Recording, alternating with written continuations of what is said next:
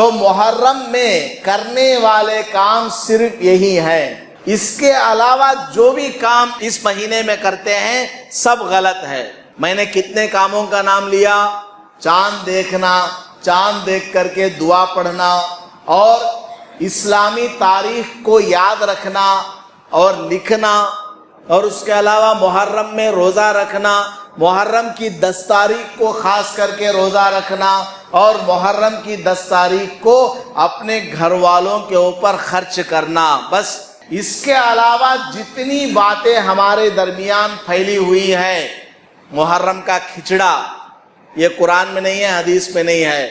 محرم میں شادی نہیں کرنا، لوگ آ کے پوچھتے ہیں، لوگوں کو معلوم نہیں ہے، میں کسی کو شرمندہ نہیں کرتا، آپ کو سمجھانے کے لیے میں بولتا ہوں۔ کیا لوگ آ کر کے پوچھتے ہیں، حضرت شادیوں کا ڈیٹ کب ختم ہونے والا ہے اور پھر کب سے شروع ہونے والا ہے؟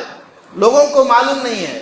لوگ آ کر کے پوچھتے ہیں کون سا ڈیٹ ہے جس میں شادی کریں گے تو وہ شادی کامیاب والی رہے گی، اور کون سا ڈیٹ ہے، کون سا مہینہ ہے جس میں شادی کریں گے تو اگلے ہی دن شوہر قبرستان چلا جائے گا۔ لوگ آ کر کے پوچھتے ہیں، ان کو معلوم نہیں ہے۔ اور محرم کے بارے میں لوگوں کے درمیان یہ عقیدہ بنا ہوا ہے کہ محرم کے مہینے میں شادی کریں گے تو اس میں نحوست آ جاتی ہے، حالانکہ ایسا کچھ نہیں ہے۔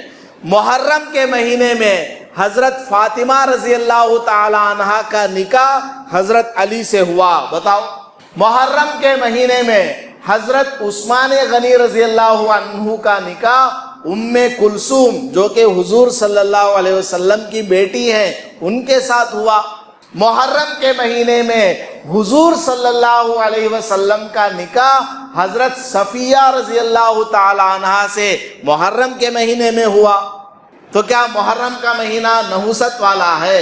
نہیں، کوئی مہینہ نحوست والا نہیں۔ منگل کا دن نحوست والا نہیں، ہفتے کا دن نحوست والا نہیں، دن کے 12 بجے آپ نکاح کریں گے نحوست والا نہیں۔ ہماری مسجد میں ایک نکاح ہوا، نکاح میں لوگ کیا کرتے ہیں، حضرت اتوار کو نکاح ہے، 10 بجے تمہیں آ جانا۔ وہ 10 ہو جاتا ہے، 10:30 بج جاتا ہے، 11 بج جاتا ہے، 11:30 12 بج جاتے ہیں، تب ہلکا سا ایک فون کال آتا ہے۔ اب بیچ نوشوں والے آ کو چپلان چھوڑتے ہی، ناشتہ کرنے گھستے ہی، حضرت تمہیں اب ایک 10-15 اذان کے بعد مسجد سے بیگ لے لے کو نکلو۔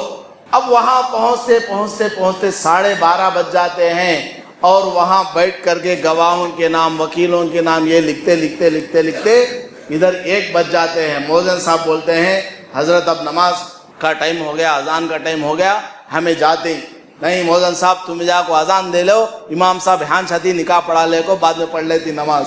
امام کو نہیں بھیجتے، پکڑ کے رکھ لیتے ہیں۔ بہت پریشانی کی بات ہے، کیا کہا جائے۔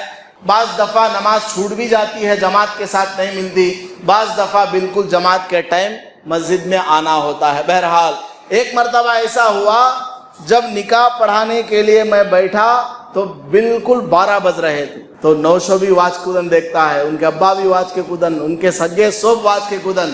میں نے دیکھا تو بسم اللہ پڑھ کے میں نے شروع کر دیا۔ ایک صاحب بولے، حضرت 12 ہوتا ہے۔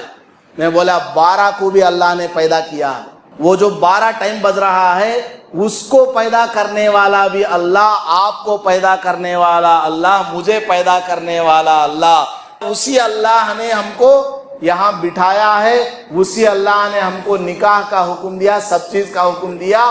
12 بجے نکاح مت کرو، یہ اللہ کا حکم نہیں ہے۔ میں نکاح پڑھاؤں گا تو ابھی 12 بجے ہی شروع کروں گا، دیکھتا ہوں کہ آپ کا نکاح کیسے نہیں ہوگا۔ میں نے بسم اللہ کر کے الحمدللہ 12 بجے ہی کام کر دیا، اور نکاح کے بعد لوگ بہت خوش ہو گئے، گلے مل کے گئے، حضرت بہت اچھا نکاح پڑھے تمہیں۔